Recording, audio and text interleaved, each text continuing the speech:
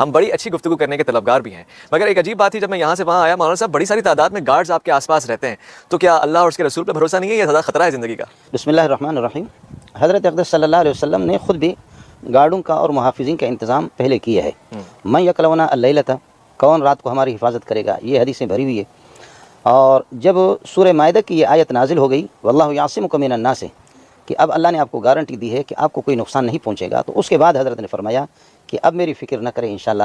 باقی کچھ تکلیفیں تو ہوئی، جیسے کہ احد میں آپ کا دانت مبارک شہید ہو گیا، زخمی ہو گئے، لیکن اس کی گارنٹی ہے کہ آپ کو کوئی شہید نہیں کر سکے گا، تو حضرت نے ہٹایا۔ اور ہمارے جیسے مولویوں کے پاس یہ گارنٹی نہیں ہے، اس وجہ سے ہمیں حکم یہی ہے کہ اپنی حفاظت کر لو۔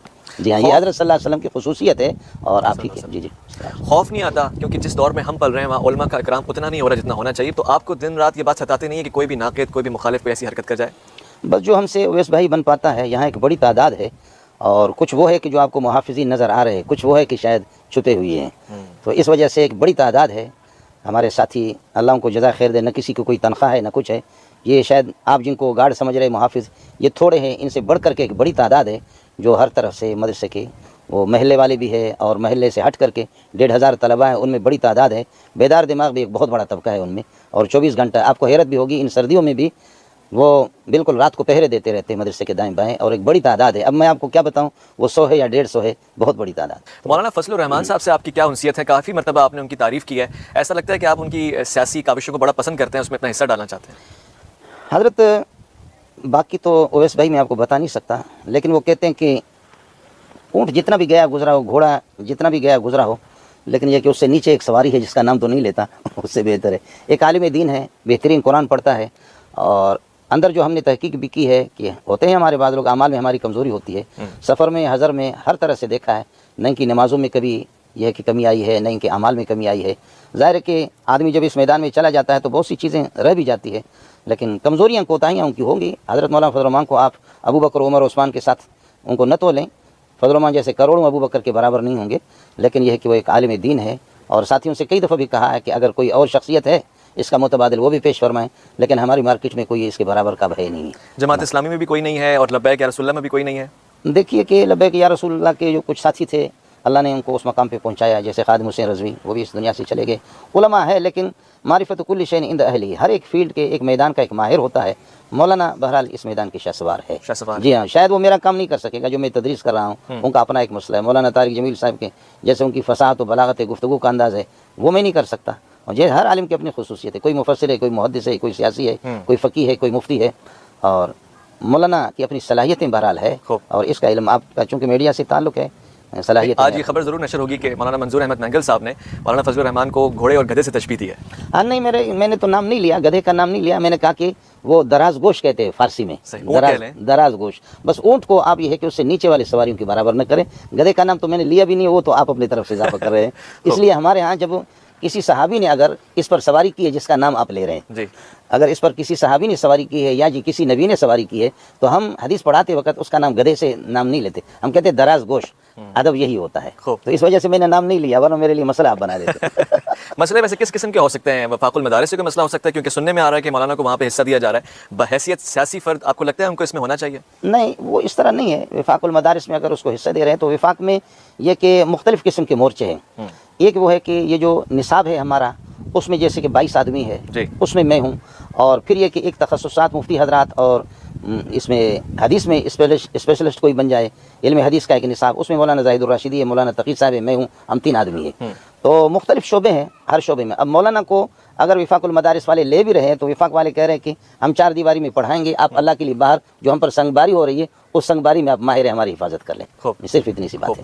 ایک بڑا دلچسپ سوال ہے، اور میں سمجھتا ہوں میری ذمہ داری ہے بحیث طالب علم میں آپ سے پوچھوں، جہاد کے اس کانسیپٹ کو بہت خراب کر کے ہمارے ذہن سے دور کر دیا گیا، عام بچے کو اب جہاد کے نام سے نفرت ہو گئی ہے، اس میں کس حد تک علماء کا کردار ہے اور کس طرح سے اس کو مثبت انداز سے پیش کریں؟ دہشت گردی اور جہاد میں فرق کیسے محسوس کروائیں؟ حضرت آج تک اویس بھائی، جو آپ میڈیا سے آپ کا تعلق ہے، کہ دہشت گردی کیا ہے اور اس کی حدود اربع کیا ہے، دہشت گردی کی سرکوبی کے لیے اللہ پاک نے جہاد ہی کی اجازت دی ہے اور اس کو فرض قرار دیا ہے۔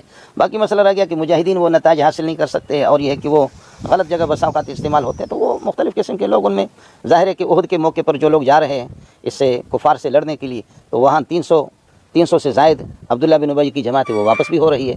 تو اس طرح ہے کہ ان کو ناکام کرنے کے لیے مجاہدین کو بعض ان میں گھسے رہتے ہیں. مجاہدین کی اپنی کوشش بھی رہتی ہے کہ یہ کر لیں. باقی مسئلہ یہ ہے کہ دہشت گردی کی شاید آپ کو کسی نے حقیقت نہ بتائی ہو, میں آپ کو بتا دیتا ہوں. یہ میری طرف سے آپ تحفہ لے لیں کہ دہشت گردی کیا ہے. قرآن کہتا ہے کہ سود خور سب سے بڑا دہشت گرد ہے, سب سے بڑا دہشت. فَإِن لَمْ تَفْعَلُوا فَأْذَنُوا بِحَرْبٍ مِّنَ اللَّهِ وَرَسُولِهِ. اگر سود سے باز نہیں آؤ گے تو اللہ سے تمہاری کشتی ہوگی, اللہ سے تمہارا مقابلہ تیار ہو جاؤ. انما جزاء الذین یحاربون اللہ ورسولہ, اللہ رسول سے جو لڑتے ہیں ان کی جزا یہ ہے کہ ان یقتلوا, اگر انہوں نے قتل کیا لوگوں کو تو ان کو قتل کیا جائے, او یصلبوا, اور اگر مال بھی لیا ہے اور قتل کیا تو سولی پہ ان کو لٹکایا جائے, او تقطع ایدیہم وارجلہم, یا ان کے ہاتھ پاؤں کاٹیں جبکہ چوری کر رہے ہیں, او ینفوا من الارض, یا لوگوں کو خوف ہراس میں مبتلا کرتے ہیں ان کو جلا وطن کر دیا جائے. یہ بھی دہشت گرد ہے. تیسرا ایک دہشت گرد ہے من عادى لی ولیا فقد آذنت بالحرب, اولیاء اللہ سے اور دین کے جو ماہرین ہیں ان سے کوئی ٹکر لے لیتا ہے, اللہ فرماتے ہیں میں خود اس سے لڑائی کروں گا. یہ بھی دہشت گرد ہے. من بدل دینہ, اسلام کو کوئی چھوڑ دیتا ہے فقتلوا, اس کو قتل کرو. یہ بھی دہشت گرد ہے. اور جو پاک دامن اور عفیف عورتوں کی عزتوں سے, خواتین کی عزت کو داغدار اور یہ کہ تار تار اگر کوئی کرتا ہے تو وہ بھی ہے. اگر شادی شدہ ہے تو اس کو سنسار کر کے جان سے مار دیں گے. یا کوئی کسی کو قتل کرتا ہے, یہ بھی دہشت گرد ہے. تو دہشت گرد آج تک دہشت گردی کے خلاف کوشش تو ہو رہی ہے, سب کر رہے ہیں, لیکن دہشت گردی کیا ہے؟ تو دہشت گردی کی یہی صورت ہے, میں نے آپ کو بتا دی. سب سے زیادہ جان سودی نظام اور سب سے بڑا دہشت گرد ہوئی. آپ تو بڑا کبھی مطالعہ رکھتے ہیں دہشت گردی کو, مجھے لگتا ہے کہ آپ پسند بھی نہیں کرتے. حالیہ بلوچستان میں ہونے والے مچ کے واقعے اور کوئٹہ کے اوپر تسلسل کے ساتھ جو واقعات, اس پہ آپ نے مذمت نہیں کی؟ نہیں, مذمت تو خیر ہم نے کی ہے, لیکن شاید ٹیلی ویژن کی سطح پر میں نے نہیں کیا. یہاں مسجد میں اور اس طرح سے مذمت ہم کرتے رہتے. کیا کہیں گے اس میں ذمہ دار کون ہے اور کن لوگوں کو بارہا انصاف ملنا چاہیے؟ حضرت, جب کسی واقعے کے, کسی قتل کے, کسی دہشت گردی کے اس کے ذمہ دار جب معلوم نہ ہو جائے نا, تو پھر آپ خود سمجھے کہ وہی ہے. کون؟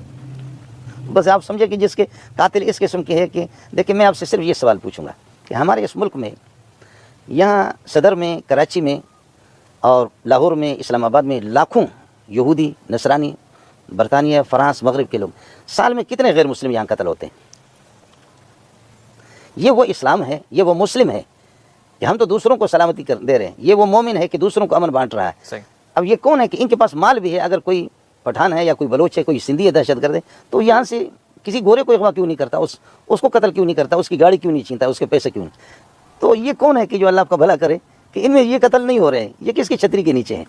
اس چھتری کو آپ کی تلاش کریں, میں بھی تلاش. اور وہ کیا ہے کہ ایک ایک گلی کوچوں کے اندر مسلمان قتل ہو رہے ہیں. بس یہی ہے مسئلہ, سارا بالکل واضح ہے. خوب. اس کے پیچھے آپ کو لگتا نہیں ہے کہ شعبہ تدریس سے واقف لوگوں نے یا وابستہ لوگوں نے صحیح طرح سے تصحیح نہیں کی؟ کرک میں ابھی حالیہ ایک مندر کو آگ لگا دی گئی, تو عدم برداشت یا دہشت گردی یا انتہا پسندی کو فروغ نہیں مل رہا؟ ایسا نہیں ہے. جو لوگ قرآن و سنت کو جانتے ہیں وہ الحمدللہ, ہم مسلک تو اپنے طلباء کو بھی پڑھاتے ہیں اور اپنے یہ کہ ماننے والوں کو بھی ہم یہ بتاتے ہیں کہ اگر کہیں کوئی خرابی ہے بھی, یہ پبلک کا کام نہیں ہے, یہ حکومت کا. آپ حکومت بالکل اس کارروائی کی پبلک کو قطعاً ہم اجازت دیتے نہیں ہے. شریف اگر کوئی مرتد ہے فرض کر لو, تب بھی عام آدمی کو اس کو قتل کرنے کی اجازت قطعاً نہیں ہے. عام آدمی کو نہیں, عام آدمی کو اجازت نہیں ہے, پبلک کو اس کی اجازت نہیں. یہ قاضی اور حکومت وقت کا کام ہے. اور کوئی توہین رسالت کر رہا ہے تب عام آدمی کے اوپر کوئی ذمہ داری آتی ہے؟ ہاں, عام آدمی بھی اگر توہین رسالت کوئی کر رہا ہے اور اس کو کوئی اگر قتل کر رہا ہے, اللہ کے یہاں شاید اس کی گرفت نہ ہو, لیکن قاضی مفتی اس کی گرفت کرے گا. بہرحال عام آدمی کو اجازت نہیں ہے. اس کی وجہ یہ ہے کہ شریعت اس کی اجازت اس لیے نہیں دیتی کہ اگر عام آدمی کو اجازت دے دیں کہ اگر کوئی مرتد آپ کو ملے تو جان سے مار دو, اور توہین رسالت کوئی کر دے تو اس کو جان سے مار دو, دین کے کوئی مخالف ہو قرآن کو اس کو جان سے مار دو, اس کی اجازت اگر شریعت دے دے تو پھر بہت سے لوگ وہ یہ بھی کریں گے کہ کسی کو قتل کر دیں گے, جان سے مار دیں گے, ذاتی دشمنی ہوگی, کہے گی جی اس نے اللہ رسول کو گالی دی تھی. صحیح کہہ رہے ہیں. اس وجہ سے پبلک کو اس کی قطعاً اجازت نہیں. مولانا صاحب کے بارے میں آپ کو شاید یہ کم پتہ ہوگا کہ آپ ڈاکٹر بھی ہیں, آپ نے 2.5 مہینے میں PhD کمپلیٹ کی ہے, اور جب آپ طالب علم تھے تو آپ نمبر 1 طالب علم تھے پورے پاکستان میں, یعنی ٹاپ 10 جسے آپ کہتے ہیں اس سے بھی اوپر. یہ بڑی خوشی کی بات ہے کہ ذہین دماغوں کو اگر آپ ذہانت اور سنجیدگی مزاج سمجھیں گے تو شاید آپ بہت کچھ سیکھ سکتے ہیں. مگر مولانا صاحب ایک خلاف بھی آپ سے کیا جاتا ہے کہ آپ تعلقات کی پرواہ نہیں کرتے. میں آپ سے مل کے گیا, کوئی اور مل کے گیا, اس کے بعد آپ ویڈیو پہ جو چاہتے ہیں کہہ دیتے ہیں, اس کے بعد اس کا مذاق بھی اڑاتے ہیں, تسلیل بھی کرتے ہیں. نہیں, اس طرح یہ بالکل غلط بتا ہے. یہ میرا ہاتھ مجھے بہت محبوب ہے اور یہ کہ پاؤں میرا محبوب ہے, لیکن پھوڑا دانا اگر تو اس کی جراحی ہوتی ہے, ڈاکٹر کے پاس لے جاتے ہیں, تو اس لیے ہمارے بہت سے محبوب ہے. لیکن کہیں کوئی شرعی بات آ جاتی ہے اور کو غلطی پر منکر جو میں دیانتاً جو سمجھتا ہوں کہ یہ غلط ہے, تو اس پر تھوڑی سی جراحی ہوتی ہے, ورنہ یہ کہ سب ہمارے سر کے تاج ہے. میں آخر میں ایک چیز تبرکاً آپ سے لے کے جانا چاہتا ہوں. بہت سے افراد یہ سننا چاہتے ہیں کہ ڈاکٹر منظور احمد مینگل صاحب قاری کی حیثیت میں کیسے سنائی دیتے ہیں, تو اگر آپ ہمیں یہ شرف بخشیں تو ہمارے لیے بڑی سعادت کی بات ہوگی.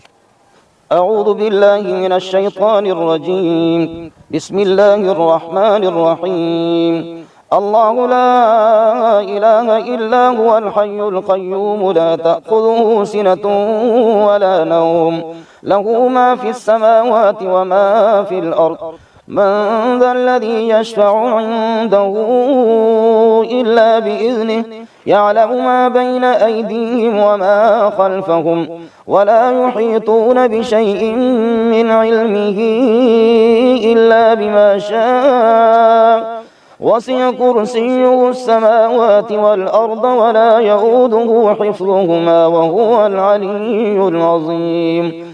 لا إكراه في الدين قد تبين الرشد من الغي فمن يكفر بالطاغوت ويؤمن بالله فقد استمسك بالعروة الوثقى لا انفصام لها والله سميع عليم. الله ولي الذين آمنوا يخرجهم